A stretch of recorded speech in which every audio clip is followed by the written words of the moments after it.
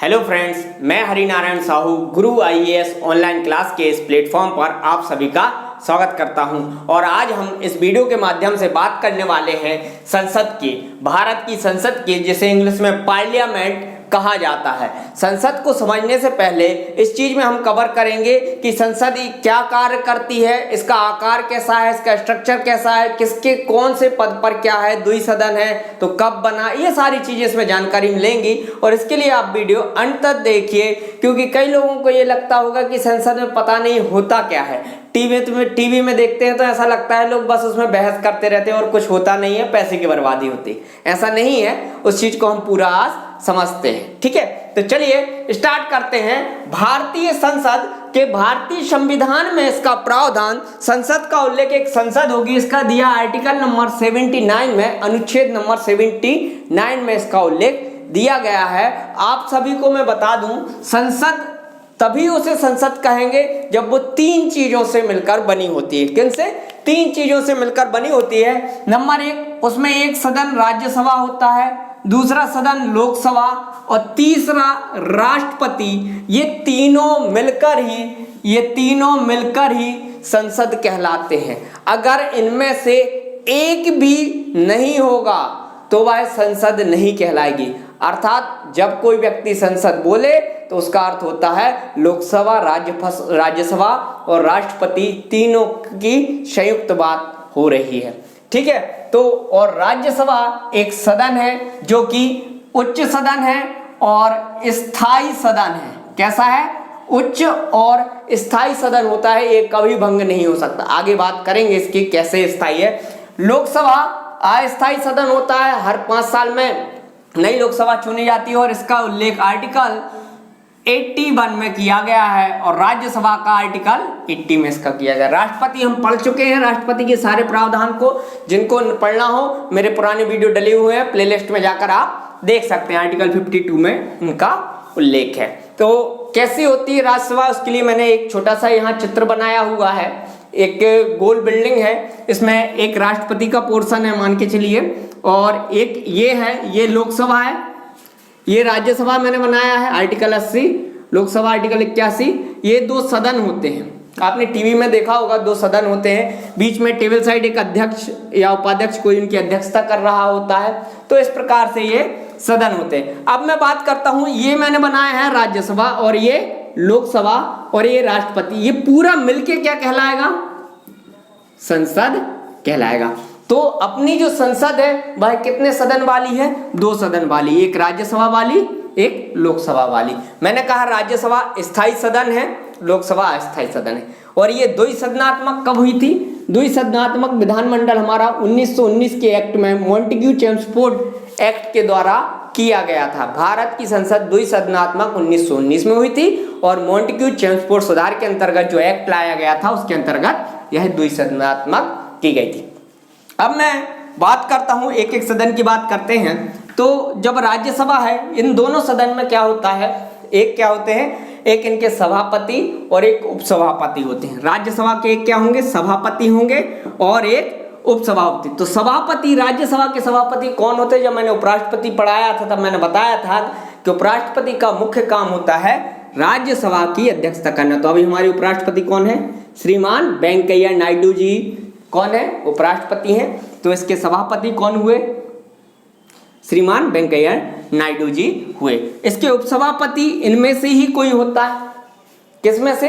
राज्यसभा के किसी सदस्य में से ही किसी को उपसभापति चुना जाता है। वह है हरिवंश नारायण जी। क्या नाम है उनका? हरिवंश नारायण जी नाम है, जो कि अपने उपसभापति हैं। आप लोग याद रखना, ये क्वेश्चन बनता है कि जो राज्यसभा के सभापति होते हैं, क्या वह राज्यसभा के सदस्य होते हैं? तो नहीं, वह राज्यसभा सदस्य नहीं होते। वह तो क्यों होते? क्योंकि जो उपराष्ट्रपति होगा उसका पदेन अध्यक्ष, सभापति क्या होता है? राज्यसभा के होते हैं। तो ये चीज आप लोग याद रखना। तो एक चीज और अगला याद रखना, लोकसभा। तो लोकसभा में भी एक अध्यक्ष होंगे, एक उपाध्यक्ष। वर्तमान में उपाध्यक्ष का पद खाली है और वर्तमान में लोकसभा के उपाध्यक्ष जो हैं ओम बिरला जी हैं। कौन है? श्रीमान ओम बिरला जी लोकसभा के वर्तमान में कौन है? उपाध्यक्ष हैं। अब मैं बात करता हूं यहाँ पे मैंने एक लिखा हुआ है राज्य परिषद।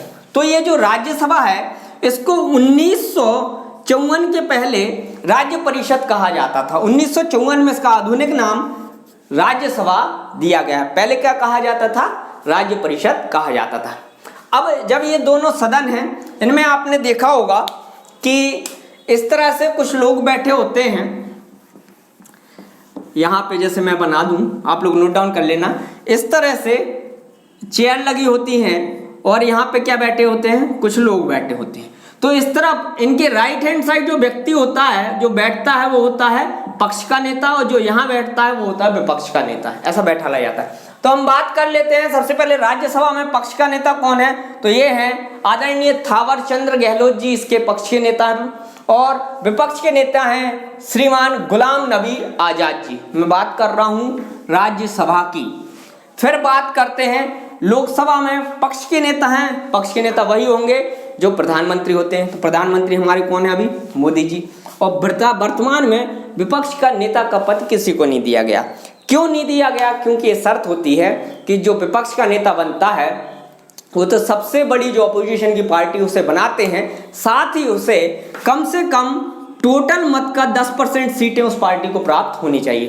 तो वर्तमान में जो कांग्रेस गवर्नमेंट है उसको सबसे ज्यादा सीटें तो प्राप्त हुई हैं, लेकिन उनको टोटल 543 जो सीटें हैं उनका 10% प्राप्त नहीं हुआ है। इस कारण से यह पद खाली दिया। जो अधीर रंजन चौधरी जी हैं वो कांग्रेस के नेता तो चुने गए हैं कांग्रेस के, लेकिन वो विपक्ष के नेता नहीं है। क्लियर है? याद रखना। अब हम सीटों की बात कर लेते हैं। किसके? लोकसभा और राज्यसभा की। अगर सीटों की मैं बात करूं तो देख लेते हैं कि जो ये है कौन? राज्यसभा और लोकसभा दोनों की। इसमें एक कॉन्सेप्चुअल चीज ये है कि आपने हमेशा सुना होगा कि राज्यसभा में अधिकतम सीटें होती हैं और वर्तमान में कुछ अलग सीट होती हैं। जैसे राज्यसभा में अधिकतम सीटें जो हैं वो हो सकती हैं 250, लेकिन हैं कितनी? वर्तमान में हैं कितनी? 245। ये 5 का क्या लफड़ा है इसको हम समझते हैं। ऐसे ही लोकसभा में वर्तमान में इसमें लिखे हैं अधिकतम और हैं कितनी वर्तमान में, तो यहां पे हो सकती है 552, हैं कितनी? 545। क्लियर है? तो ऐसा क्यों हुआ है ये समझिए। यहां पर 5 का अंतर और यहां पर 7 का अंतर क्यों? देखिए, आपको हमारा मैप इसके लिए समझना पड़ेगा जम्मू कश्मीर का। जो जम्मू कश्मीर का ये वाला मैप है, ये वाला मैप आपको मालूम होगा कि लगभग इतना क्या है? पीओके है, पाक ऑक्युपाइड कश्मीर। ये कश्मीर पाकिस्तान का क्षेत्र है। और यहाँ पर वर्तमान में अक्षाई चीन है। ये किसका है?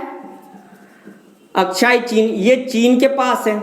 ये जमीन है भारत की। यहाँ चीन का कब्जा है और यहाँ पाकिस्तान का। तो इन सीटों के लिए रिजर्व करके यहाँ की जगह रखी गई है। तो जब ये जगह जिस पर डिस्प्यूट सेटल हो जाएगा और ये हमारी जगह हो जाएगी, तब ये सीट उनके लिए रखी गई है। ये उसका प्रावधान यहाँ किया गया है। अब इसके बाद में मैं आपको बता दूं, जो 245 सीट हैं इनमें से 233 सीटों पर चुनाव होता है और 12 लोग किसके द्वारा? राष्ट्रपति के द्वारा क्या होते हैं? मनोनीत होते हैं। कहां पर? राज्यसभा में।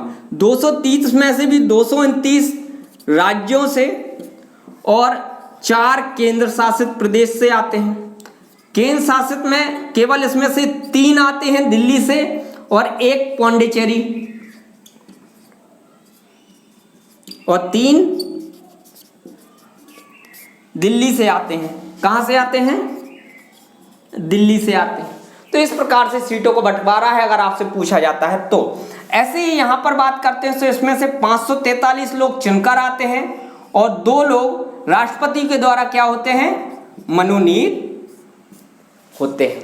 ये हो गया क्या? सीटों का गणित जो कि होना चाहिए। अब मैं बात करता हूं यहाँ पर कि जो ये संसद है, ऐसे हर देश में संसद होती है। संसद का कार्य क्या होता है, सबसे पहली चीज जो मैंने शुरू में ही बोला था, तो भैया संसद को कहते हैं विधानमंडल। देश का या केंद्र का या केंद्रीय विधानमंडल इसे कहा जाता है। विधानमंडल, विधान जो विधान बनाए, विधान मतलब विधि, विधि मतलब नियम, कानून, एक्ट, अधिनियम। तो संसद में क्या होता है, एक्ट या अधिनियम बनाए जाते हैं, कानून बनाए जाते हैं, उनमें संशोधन किया जाता है और जो पुराने कानून हैं उन्हें समाप्त किया जाता है। तो कानून को में संशोधन, नए कानून बनाना, पुराने कानून में को समाप्त करने या संशोधन करना, ये सारी प्रक्रिया कहाँ होती है, संसद में होती है। वो प्रक्रिया कैसे होती है संसद में, किस प्रकार की प्रक्रिया अपनाई जाती है, कितने वाचन होते हैं, किन किन प्रोसेस से गुजरते हैं, उसके लिए अगला वीडियो या अलग वीडियो में आपको अगला वीडियो देने वाला हूं, तो वो आप जरूर देखिएगा। अब मैं यहाँ एक और चीज बात कर रहा हूँ आप लोगों से कि ये जो संसद होती है, पार्लियामेंट होती है, ऐसे हर देश में पार्लियामेंट होती है। तो हमें सब देश की तो नहीं, बहुत से देशों की क्या पार्लियामेंट के नाम पूछ लिए जाते हैं। तो मैं यहाँ पर 2 देशों की बात कर रहा हूँ। 2 देश कौन कौन से, एक तो ब्रिटेन की, एक मैं बात कर रहा हूं यूएसए की, और दूसरी मैं बात करता हूं ब्रिटेन की। इन 2 देशों में संसद को क्या कहा जाता है, तो जो होता है कहां पर, ब्रिटेन, ब्रिटेन में तो क्या कहा जाता है, पार्लियामेंट। ब्रिटेन में क्या कहा जाता है, पार्लियामेंट ही कहा जाता है। अब ब्रिटेन में जो 2 सदन होते हैं उन्हें क्या कहा जाता है, एक को कहा जाता है हाउस ऑफ लॉर्ड्स और House of Commons, House of Lords, और दूसरे को क्या कहा जाता है, हाउस ऑफ कॉमन्स।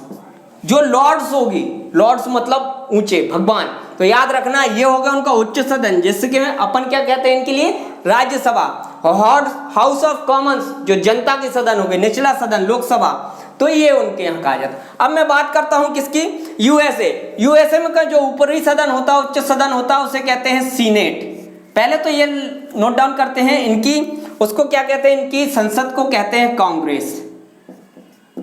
कांग्रेस क्या कहा जाता है, इनकी संसद को कांग्रेस कहा जाता है। इसके 2 सदन होते हैं, एक होता है सीनेट और दूसरा क्या होता है, House of representative, house of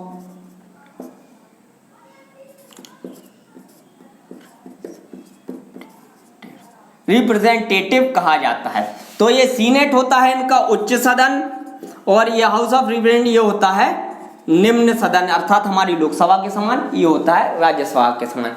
ये भी पूछा जाता है। संसद में जो प्रक्रिया होती है कानून बनाने की, उसके बारे में मैं आपको अगले वीडियो में बताऊंगा। इतना वीडियो अच्छा लगे, पसंद आए तो उसे लाइक करें और दूसरों के लिए शेयर जरूर करें। धन्यवाद।